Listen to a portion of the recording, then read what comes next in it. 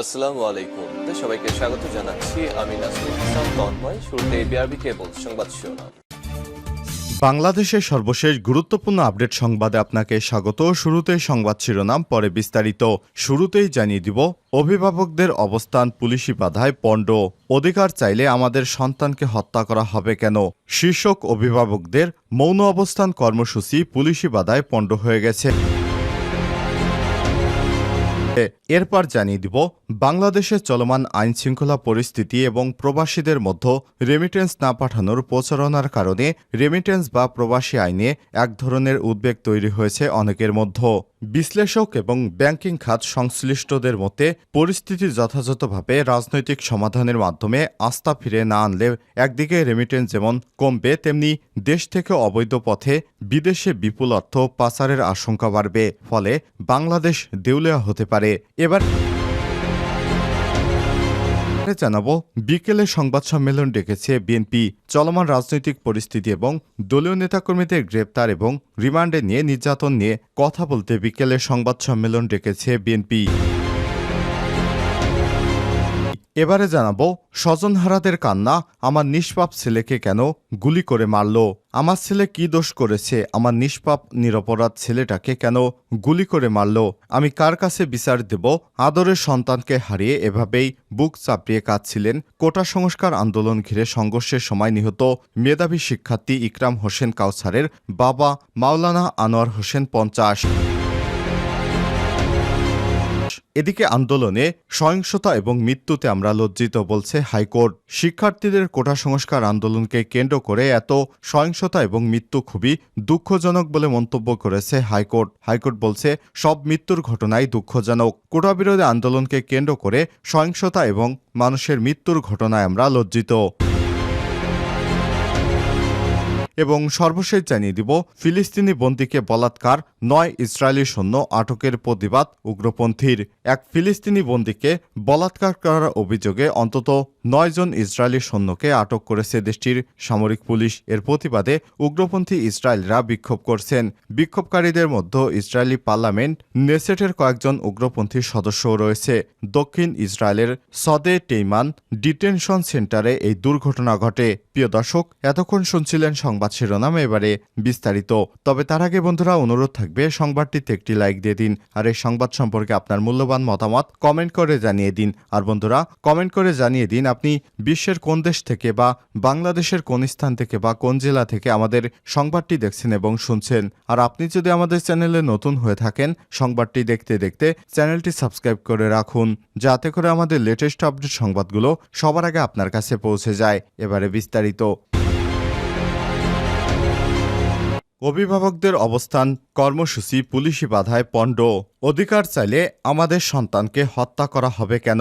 শীর্ষক অভিভাবকদের মৌন অবস্থান কর্মসূচি পুলিশি বাধায় পণ্ড হয়ে গেছে। মঙ্গলবার 30 জুলাই সকাল 10:30টার দিকে ঢাকা মেডিকেল কলেজ হাসপাতালের মূল ফটকের সামনে এই ঘটনা ঘটে। এদিকে সকাল 10টায় সন্তানের পাশে অভিভাবক প্ল্যাটফর্মের আয়োজনে কর্মসূচি শুরু হওয়ার কথা ছিল। পুলিশি বাধায় প্রসঙ্গে কর্মসূচিতে অংশ নিতে আসা লেখক এবং গবেষক রাহাল রাহা বলেন, পূর্বঘোষিত কর্মসূচি অনুযায়ী আমরা ঢাকা মেডিকেল কলেজ হাসপাতালের সামনে 10 মিনিট দাঁড়িয়ে আহতদের দেখতে যাব বলে কথা ছিল। এটা বড় কোনো আয়োজন ছিল না। এই কর্মসূচিতে আমরা কোনো ব্যানার রাখিনি, মাইকও রাখিনি। এখানে শুধু 10 মিনিট দাঁড়াতে চেয়েছিলাম। আমাদের সন্তানের জন্য সেটাও সহ্য করা হলো না। আমরা আইনশৃঙ্খলা রক্ষাকারী বাহিনীর সঙ্গে সংঘর্ষে যেতে পারি না। আমরা মনে করি রাষ্ট্র আমাদের সঙ্গে যে আচরণ করেছে তা শিক্ষার্থীদেরকে হত্যার বৈধতাই প্রমাণ করেছে। আজকের এই ঘটনার পরিপ্রেক্ষিতে আমরা আবারও বৃহৎ কর্মসূচি ঘোষণা করব। এ সময় তিনি আরো বলেন, রাষ্ট্র কিভাবে আমাদের সন্তানকে এভাবে গুলি করে হত্যা করতে পারে অধিকার আদায়ের আন্দোলনের কারণে? দুনিয়াতে এমন কোন রাষ্ট্র আছে যেখানে এভাবে তারা শিক্ষার্থীদের উপর গুলি চালাতে পারে, এভাবে দলীয় বাহিনীকে লেলিয়ে দিতে পারে? আহত হয়ে ঢাকা মেডিকেলে যখন চিকিৎসা নিচ্ছিলেন তখনও তাদের উপর হামলা করা হয়েছিল, এমনকি তাদেরকে বের করেও দেওয়া হয়েছিল। পরে পুলিশি বাধায় কর্মসূচি পালনে দাঁড়াতে না পেরে অভিভাবকেরা ঢাকা মেডিকেল কলেজ হাসপাতালের জরুরি বিভাগের দিকে গিয়ে সেখানে চিকিৎসাধীন আহত শিক্ষার্থীদের দেখতে যান। কর্মসূচিতে অধিকার কর্মী সীমা দত্ত এবং অ্যাডভোকেট মুসলিম বিন হাই সহ 20 থেকে 30 জন অভিভাবক এবং অধিকার কর্মী ও বিশিষ্ট ব্যক্তিবর্গকে দেখতে পাওয়া যায়। রেমিটেন্স না পাঠানোর প্রচারণার প্রভাব কেমন হতে পারে? বাংলাদেশে চলমান আইনশৃঙ্খলা পরিস্থিতি এবং প্রবাসীদের মধ্যে রেমিটেন্স না পাঠানোর প্রচারণার কারণে রেমিটেন্স বা প্রবাসী আইনে এক ধরনের উদ্বেগ তৈরি হয়েছে অনেকের মধ্যে। বিশ্লেষক এবং ব্যাংকিং খাত সংশ্লিষ্টদের মতে পরিস্থিতির যথাযথ রাজনৈতিক সমাধানের মাধ্যমে আস্থা ফিরিয়ে আনতে না পারলে একদিকে রেমিটেন্স যেমন কমবে, তেমনি অবৈধ পথে বিদেশে অর্থ পাচারের আশঙ্কা বাড়বে। মূলত কোটা সংস্কার আন্দোলনকে কেন্দ্র করে দেশজুড়ে আইনশৃঙ্খলা পরিস্থিতির অবনতি এবং এর জের ধরে কারফিউ জারি, ইন্টারনেট বন্ধ থাকা এবং কয়েকদিন ব্যাংক বন্ধ থাকায় গত 16 জুলাই থেকে থমকে আছে প্রবাসী আয়ের প্রবাহ। অথচ মাত্র এক মাস আগেই অর্থাৎ জুন মাসে প্রায় 4 বছরের মধ্যে সর্বোচ্চ রেমিটেন্স এসেছিল বাংলাদেশে। কেন্দ্রীয় ব্যাংকের তথ্য বলছে, ইন্টারনেট বন্ধ থাকা, ব্যাংকিং চ্যানেল বন্ধ থাকায় 19 জুলাই থেকে 24 জুলাই পর্যন্ত সপ্তাহে দেশে রেমিটেন্স এসেছে মাত্র $7.80 কোটি। অথচ মাসের প্রথমে 18 দিনে প্রতিদিন গড়ে $7.90 কোটি রেমিটেন্স এসেছিল।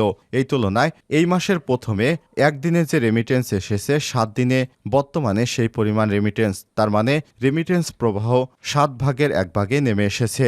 রেমিটেন্স নিয়ে উদ্বেগের কারণ হিসেবে অনেকেই বলছেন, বিদেশ থেকে বাংলাদেশে সরকারের উপর চাপ বৃদ্ধির অংশ হিসেবে ব্যাংকিং চ্যানেলে রেমিটেন্স না পাঠাতে সামাজিক মাধ্যমে ব্যাপক প্রচারণা চালানো হচ্ছে। এ কারণে ব্যাংকে রেমিটেন্স কমে গেছে। পরিস্থিতি মোকাবেলায় কেন্দ্রীয় ব্যাংক থেকে অনানুষ্ঠানিকভাবে ব্যাংকগুলোতে বেশি মুনাফা অফারের পরামর্শ দেওয়া হয়েছে বলে সংবাদ মাধ্যমের খবর এসেছে। যদিও কেন্দ্রীয় ব্যাংকের কেউ এ বিষয়ে মন্তব্য করতে রাজি হয়নি। তারা বলছে, লেনদেনের পরিমাণে টাকার অঙ্ক বাড়িয়ে দিলে হয়তো বিদেশিরা টাকা বেশি পাঠাবে, কিন্তু শেষ পর্যন্ত কোন পর্যায়ে যায় সেটি এখন দেখার বিষয়। চলতি বছরের জুন মাসে গত প্রায় 4 বছরের মধ্যে সর্বোচ্চ রেমিটেন্স এসেছিল বাংলাদেশে, যার পরিমাণ ছিল $2.54 বিলিয়ন। এটি আগের বছরের একই সময়ের তুলনায় প্রায় 16% বেশি।